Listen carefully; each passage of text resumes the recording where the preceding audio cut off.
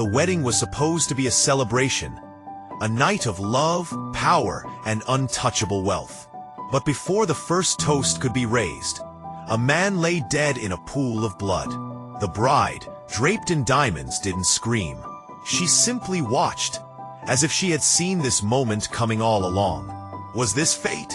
Or was it murder? Before we go further, please remember to subscribe, like, and comment in the comment section. Skyscrapers of New York City glittered beneath the night sky, the lights of the city illuminating the festivities inside the Grand Silverstone Hotel. The ballroom was aglow with candlelight and glistening chandeliers, a setting fit for royalty. Celebrities, business tycoons, and politicians mingled with champagne in hand, their laughter and chatter filling the air as they gathered for the wedding of a woman who was as powerful as she was mysterious. Olivia Blackwood, the so-called Serpent Queen. Known for her legendary influence, Olivia had built an empire in the shadows of the city's most elite circles. Her name invoked awe and fear. To say that this wedding was an exclusive affair was an understatement. The guest list read like a who's who of New York's wealthiest and most influential people, all gathered to witness the union of one of the world's most powerful women. However, the night was about to take a dark turn. In the heart of the ballroom, Olivia stood beside her fiancé, Jared Whittaker, a tall, well-built man with an air of mystery surrounding him. His sharp suit seemed to blend with the surroundings, but his eyes were all that mattered. There was something calculating about his presence, though his affection for Olivia was undeniable. He was her partner in both life and business, though the latter was more of a front for their real dealings. As the ceremony began, the guests hushed in reverence. Olivia, wearing an exquisite white gown adorned with jewels, was the epitome of elegance and power. Her icy blue eyes locked with Jared's, a signal that this moment, for all its pageantry, held far greater weight than anyone could imagine. She wasn't just marrying him, she was securing her future, and perhaps her ultimate revenge. Just as the officiant began to pronounce the vows, the serene atmosphere was shattered. A loud crash echoed from the back of the room. "Governor Ellsworth is dead," someone shouted. The ballroom froze in collective shock. People turned to see a uniformed officer standing near the back entrance, pointing toward a secluded room. The air was thick with tension as whispers spread like wildfire. "Governor Thomas Ellsworth, the governor of New York," another voice clarified, as people began to panic. Detective Ethan Clark was among the last to arrive at the scene. A seasoned investigator known for his unflinching demeanor, Clark had been on the job for over 20 years. But even he wasn't prepared for what lay behind the doors of the Silverstone Hotel's private suite. The room was small, its walls lined with bookshelves and antique furniture. It was meant to be a quiet, private place for the bride and groom to retreat from the crowd. But now, it was a crime scene. The body of Governor Thomas Ellsworth lay sprawled on the floor, a ceremonial dagger buried deep in his chest. His eyes were wide open in horror, his mouth agape as though he had been mid-sentence when death struck. The dagger's hilt was engraved with a serpent motif, its blackened steel reflecting the low light in the room. Clark knelt beside the body, his keen eyes scanning the area for any evidence. A trail of blood led to the door, suggesting that the governor had tried to flee, but there was no sign of struggle or forced entry. "This wasn't just a random attack," Clark murmured, more to himself than anyone else. The way the governor had been killed, it felt personal. His phone buzzed in his pocket. It was an urgent message from his partner, Detective Laura Garcia. "Ethan, you need to see this. The wedding, it's not just a party. Olivia Blackwood is involved." Clark's heart skipped a beat. Olivia Blackwood. The very name sent a ripple of discomfort through him. Everyone knew she was dangerous, but no one knew just how far her reach extended. She was a woman of myth and legend in New York, her empire built on influence, manipulation, and ruthlessness. She had enemies, but also allies in high places. If anyone had the power to orchestrate something like this, it was her. As Clark entered the ballroom, he immediately noticed Olivia Blackwood, standing near the center of the room, her gaze cold and calculating. She stood with her back straight, her lips pressed into a thin line. Beside her, Jared Whittaker appeared equally unfazed, his expression unreadable. But Clark wasn't fooled. There was something beneath their composed exteriors, something ominous that didn't sit right. "Detective Clark, what's going on?" Olivia's voice was smooth, almost seductive, like velvet wrapped around steel. Her words didn't falter as she addressed him directly, though her eyes held a glint of challenge. Clark stepped forward, meeting her gaze with the intensity that only a seasoned detective could possess. "Governor Ellsworth has been murdered," he said, his voice low. "We believe the weapon used is tied to your family. His death isn't just a random act. This is a message." A flicker of something crossed Olivia's face, though it disappeared too quickly for Clark to identify. She tilted her head slightly, her eyes narrowing just enough to show that she wasn't shaken. "A message? How interesting.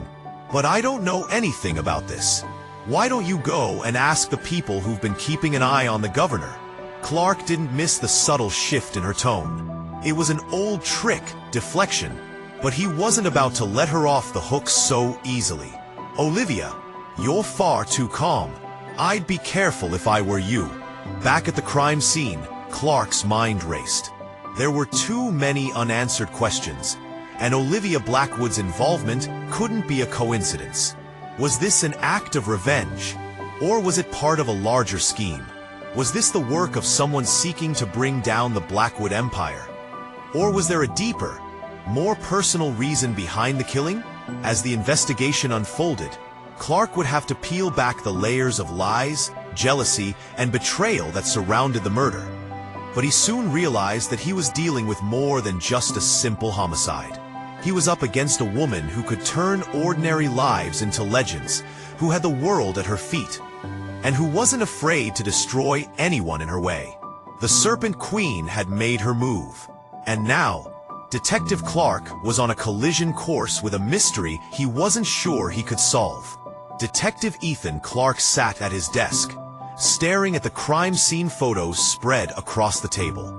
The image of Governor Thomas Ellsworth's lifeless body was burned into his mind. The ceremonial dagger plunged deep into his chest, the black serpent hilt reflecting in the dim light. The crime scene had been too perfect. No signs of forced entry. No struggle. It was as if the governor had welcomed his killer.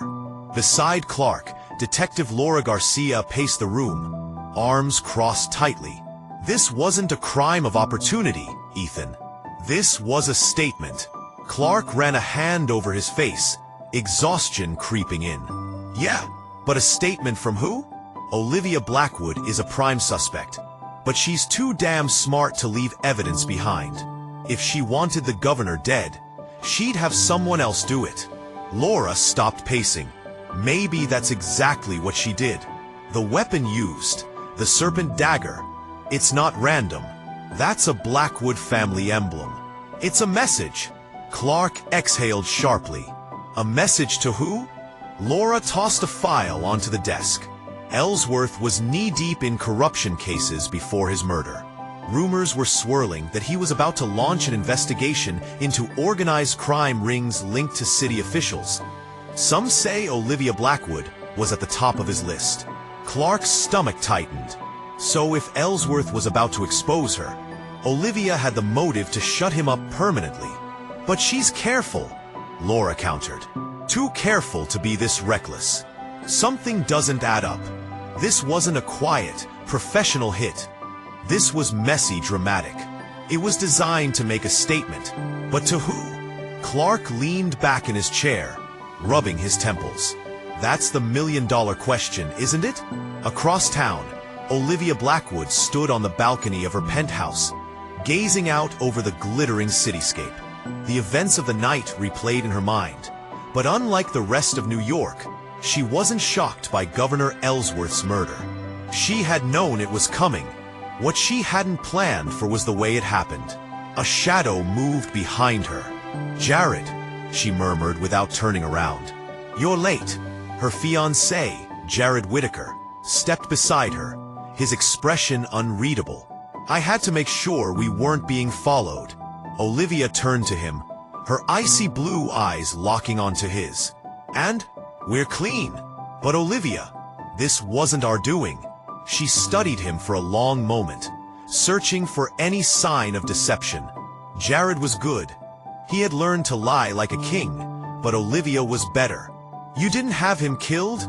she asked softly. Jared's jaw clenched. "No, but someone wants us to think we did." Olivia exhaled slowly, her fingers tightening on the railing. "Then we have a problem." Jared nodded. "A big one." The next morning, Clark and Garcia sat across from Leon Rossi, one of Governor Ellsworth's closest aides. He was a wiry man in his mid-40s, his thinning hair slicked back, his hands trembling slightly as he reached for his cup of water. "You don't understand," Rossi stammered. Ellsworth wasn't just investigating Olivia Blackwood. He was playing with fire. Clark leaned forward. "What do you mean?" Rossi swallowed hard. Ellsworth wasn't innocent. He was taking money, a lot of money, from people he shouldn't have been involved with. And when he started looking into Olivia Blackwood, he was warned to back off. Garcia's eyes narrowed. "Warned by who?" Rossi hesitated, his face turning pale. "There's a bigger game at play here. Olivia Blackwood is powerful, but she's not the only one pulling strings in this city. There's another name you should be looking at." Clark's pulse quickened. "Who?" Rossi licked his lips. "Lucien Graves." The room went silent. Clark and Garcia exchanged a look.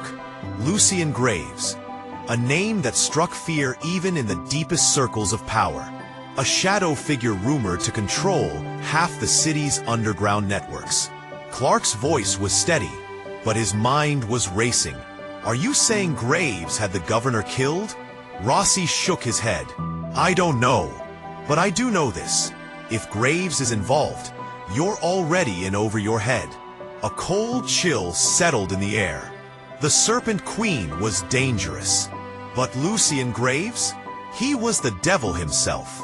Detective Ethan Clark drummed his fingers on the edge of his desk, his mind racing. Lucien Graves. The name alone sent a ripple of unease through the department. He was more than just a criminal. He was a myth, a specter lurking in the underworld of New York. Clark glanced at Detective Laura Garcia, who was reviewing the evidence on the screen. "We've spent years trying to pin something on Graves, but he's a ghost," she muttered. "He never leaves loose ends." Clark exhaled. "Then why does his name keep coming up now?" Before Garcia could respond, Captain Donovan Wells stormed into the office. His face was tight with frustration. "Clark, Garcia, my office. Now." The two detectives exchanged a look before following him. Wells threw a file on his desk. "The mayor's office is all over my ass about this case. Governor Ellsworth was murdered in front of half the city's elite, and they want answers. Fast." Clark picked up the file, and Wells rubbed his temples. "And you just interrogated a man who dropped Lucien Graves' name into a murder investigation. That's bad news." Garcia folded her arms. "Bad news for who? If Graves is involved, we need to." "No," Wells' voice was sharp.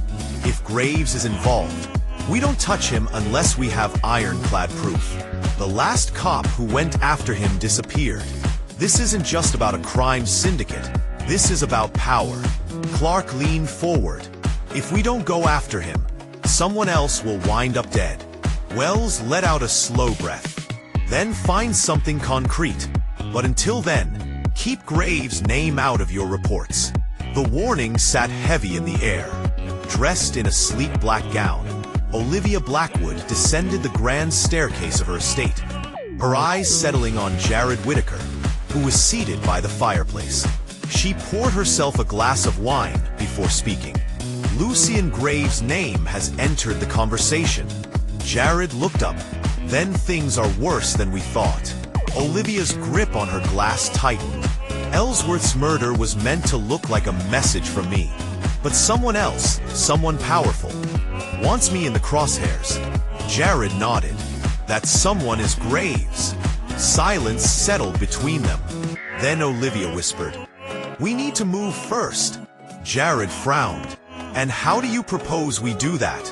Olivia's lips curled into a cold smile. "We find out what Graves really wanted from Ellsworth, and we use it against him." Detective Ethan Clark stared at the whiteboard littered with crime scene photos, timelines, and red string connecting victims to suspects. But one name stood out, unshaken amidst the chaos: Lucian Graves. Garcia walked in, tossing a file onto the table. "I got something. Not enough to put Graves in cuffs, but enough to make things interesting." Clark opened the file and frowned. Ellsworth had an offshore account? Garcia nodded. "And guess who had access?" Olivia Blackwood. Clark's jaw clenched. The Blackwood family was practically royalty in the city's elite circles, but they had secrets buried beneath their wealth. If Olivia had access to that account, she either knew why Ellsworth was killed or she's next, Garcia said. Clark grabbed his coat. "Then let's make sure we ask the right questions before someone else does." The mansion stood ominous against the backdrop of the city skyline. Olivia Blackwood sat in her study, sipping a glass of bourbon, waiting. A faint knock. She didn't turn. "You took your time." Jared Whitaker stepped in, his face grim. "We have a problem." Olivia swirled her drink, feigning disinterest. "Just one. Clark and Garcia are sniffing around your connection to Ellsworth's offshore account." Olivia finally looked up, her eyes dark with calculation. "Then it's time they learn the truth, on my terms." Jared hesitated. "Are you sure? The truth might be worse than the lie." She smirked. "Then we make sure the lie is more believable." Lucian Graves was a man who thrived in the shadows, a king without a crown, ruling an empire of silence and secrets. Across from him sat Victor Langston, one of his most trusted enforcers. "You hear the rumors?" Langston asked, pouring himself a drink. Graves smirked. "You mean the ones about me ordering Ellsworth's death?" Langston nodded. "People are getting curious. If Blackwood starts talking." Graves leaned forward, eyes sharp as razors. "If Blackwood starts talking, she won't be talking for long." Langston exhaled. "And the cops?" Graves' smile widened. "Clark and Garcia? Let them dig. The deeper they go, the closer they get to hell." He stood up, straightening his jacket. "Just make sure they don't climb back out." Detective Ethan Clark rubbed his temples as he flipped through the financial statements linking Olivia Blackwood to the offshore account. He knew it wasn't enough to make an arrest, but it was enough to turn up the heat.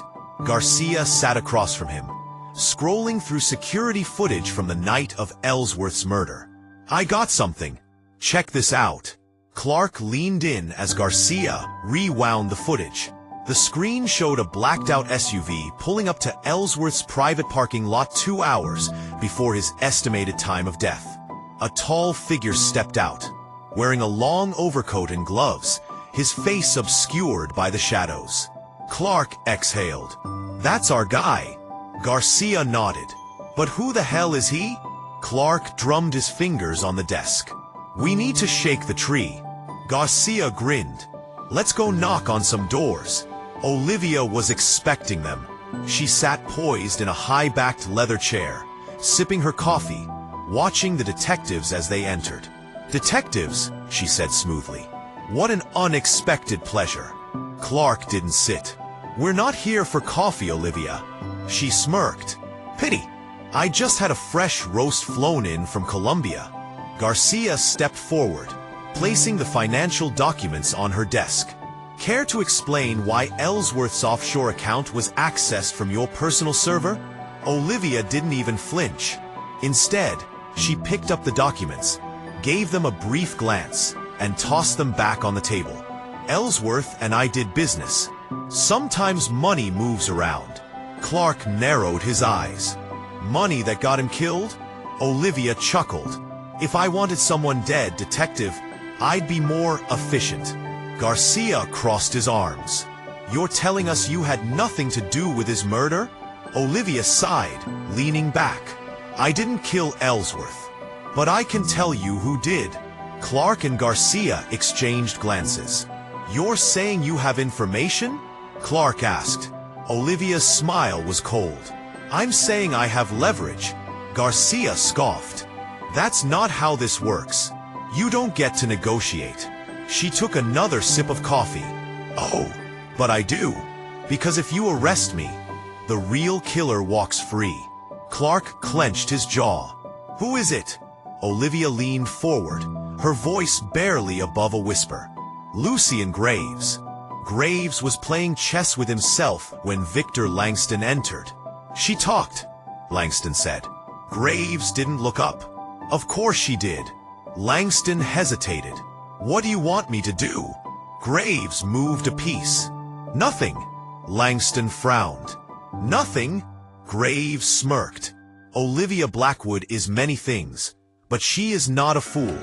She gave them my name to protect herself. But now that she's in their sights, she'll soon realize she's more useful to me than to them. Langston exhaled. And if she flips? Graves leaned back, his eyes dark. Then she dies. Detective Ethan Clark sat at his desk, staring at the names scribbled on his notepad. Lucien Graves. The name alone carried weight. Graves wasn't just a businessman. He was a kingmaker, the kind of man who pulled strings behind the scenes, orchestrating crime with the finesse of a world-class conductor. The problem was, no one had ever been able to pin him down. Garcia walked in, tossing a manila folder on Clark's desk. Background check on Graves. The guy's a ghost. No direct criminal record. Everything shady gets done through fronts and middlemen. Clark sighed. That's what I expected. Garcia smirked. Oh, but there's one weakness. Clark looked up.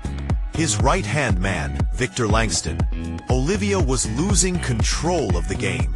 She prided herself on always being one step ahead, but Graves had been too quiet. She paced her penthouse, scrolling through messages on her phone. There was one person she could reach out to, but it was a dangerous gamble. She dialed the number. A gruff voice answered. You shouldn't be calling me, Olivia. She exhaled. I don't have a choice, Senator Aldridge. If we don't stop Graves, he'll take us all down. There was a long pause. Then, meet me in 1 hour. Bring everything you have on him. Clark and Garcia pulled up to a decrepit warehouse on the outskirts of Brooklyn. Their informant, a low-level fixer named Reggie Cooper, claimed Victor Langston would be here handling a deal. Clark adjusted his gun holster. Let's make this clean. In and out. Garcia smirked. When is it ever clean? Inside, the scene was tense. Langston was in the middle of a weapons trade, his men unloading crates from an unmarked truck. Clark stepped forward, flashing his badge. Victor Langston. NYPD. Hands where we can see them. Langston chuckled. You boys really shouldn't be here. Garcia smirked. And yet, here we are. Then, everything went to hell. One of Langston's men panicked and fired a shot. In an instant, the warehouse exploded into gunfire. Clark and Garcia took cover behind a stack of crates, bullets shredding the air around them. Damn it! Clark shouted. We need backup. Garcia reloaded. No time. We take Langston down now. Clark spotted Langston making a break for the back exit. I got him. He sprinted after him, weaving through the chaos. Langston reached for his gun, but Clark tackled him hard, slamming him into the concrete. Langston struggled. You're making a mistake, detective. Clark pinned him down. No, Victor. You did. The courtroom was packed. Press lined the back, cameras flashing as NYPD detectives led Victor Langston to the stand. His face was bruised from the takedown, but his arrogance remained intact. Detective Ethan Clark sat next to ADA Elena Monroe, who had been working on bringing down Lucian Graves for years. This was their best shot. Langston was Graves' weakest link, and if he testified, it could tear apart the Empire. Elena stood, her voice sharp and commanding. "Mr. Langston, you've been involved with Lucian Graves for over a decade. Can you confirm that he orchestrates illegal weapons trafficking, extortion, and money laundering?" Langston smirked, glancing at Graves, who sat calmly in the audience, his expensive suit pristine, his expression unreadable. "Miss Monroe," Langston said, his voice smooth, "I work for Graves Enterprises, a completely legitimate business. Anything beyond that? Just rumors." Clark clenched his jaw. He knew this was coming. Langston was scared. Elena leaned forward. "You were caught red-handed in an illegal arms deal, Mr. Langston. You think you're walking away from this?" Langston took a deep breath. His hands trembled slightly. Then, the doors to the courtroom swung open. A man in a dark suit strode in, whispered something to Langston's lawyer, and passed him a folded note.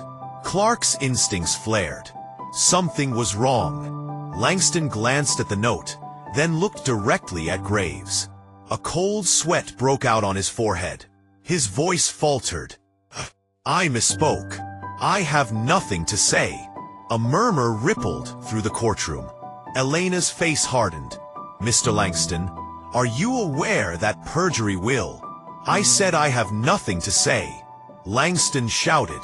Elena exhaled sharply, frustration clear. "No further questions." Clark turned to her. "What the hell just happened?" Elena whispered. "Graves got to him." Clark's gut twisted. Graves was always one step ahead. Olivia paced, listening to the courtroom fiasco on the news. Langston had folded, exactly as Graves wanted. Her phone buzzed. A private number. She hesitated, then answered. A distorted voice spoke. "If you keep pushing, you won't live to see the verdict." The line went dead. Her blood ran cold. She turned to her bodyguard, Marcus. "Double security. Now." Clark wasn't done. He and Garcia tailed Langston after the hearing, watching as he sped toward a warehouse in the Bronx, one of Graves' many safe houses. They followed, keeping distance. Inside, Langston was on a video call with Graves. "I did what you asked," Langston said, his voice shaking. "But I need protection. The cops are on to me."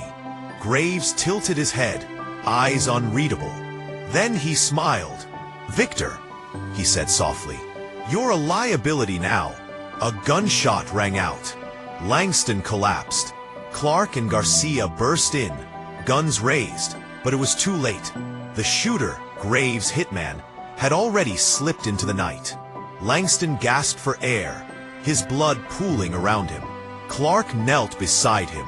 "Who ordered the hit?" Langston coughed, his voice a weak whisper. "Graves. He has someone on the inside." Then his body went still. Clark cursed under his breath. Graves had won again. But now, there was a new question. Who was the mole inside law enforcement? Detective Ethan Clark leaned over his desk, eyes scanning the files spread before him. Every case connected to Lucian Graves led to dead ends, witnesses disappearing or sudden retractions, just like Victor Langston's. And now, Langston was dead. A gunshot to the chest, execution style. The kill was too clean, too professional. It screamed of an inside job. Clark's gut twisted. Someone inside law enforcement was feeding Graves information. He just didn't know who. Across from him, Detective Garcia frowned. "If we have a mole, that means we're compromised." Clark exhaled sharply. "Yeah, and if we don't move fast, Olivia Blackwood is next." Olivia paced the dimly lit room, gripping her phone. Graves had threatened her, and she knew he never bluffed. She had spent years exposing powerful criminals, but Graves was different. He was too well-connected, too untouchable. Marcus, her bodyguard, tightened his grip on his weapon. "We need to get you out of the city." "No," Olivia said. "I'm not running." Her phone rang. Unknown number. She hesitated, then answered. A disguised voice whispered, "They're coming for you. You have less than an hour." Click. A chill ran down Olivia's spine. "Marcus," she said, "get the car ready. Now." Clark and Garcia reviewed police surveillance footage from Langston's last known locations. Then they saw it. A figure in a dark coat leaving the crime scene minutes after the hit. Clark squinted. Then his stomach dropped. It was Captain Michael Vaughn, his superior. Clark turned to Garcia, his voice tight. "Our mole! It's Vaughn!" Garcia's face darkened. If Graves has Vaughn in his pocket, that means he knows everything we're planning. Before Clark could react, his phone buzzed. It was Olivia. "They're coming for me," she said, her voice strained. Clark grabbed his gun. "Where are you?" But before she could answer, gunfire erupted. Clark and Garcia raced across the city to Olivia's safe house, sirens wailing. They arrived to chaos. Windows shattered. The front door was blown open. Marcus lay dead in the hallway. Clark's chest tightened. "Olivia?" No answer. Then, movement. A masked figure dragged Olivia toward an SUV. "Freeze!" Clark shouted, aiming his gun.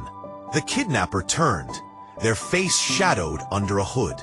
Then, in a single swift motion, they fired at Clark and bolted into the vehicle. Tires screeched as the SUV sped away. Clark ran after them, but it was too late. Olivia was gone. Clark didn't go back to HQ. Vaughn was compromised, and every second counted. Instead, he pulled every string he had left, tracking the SUV's movements. Clark gritted his teeth. They're taking her out of the country. He and Garcia armed up. This was it.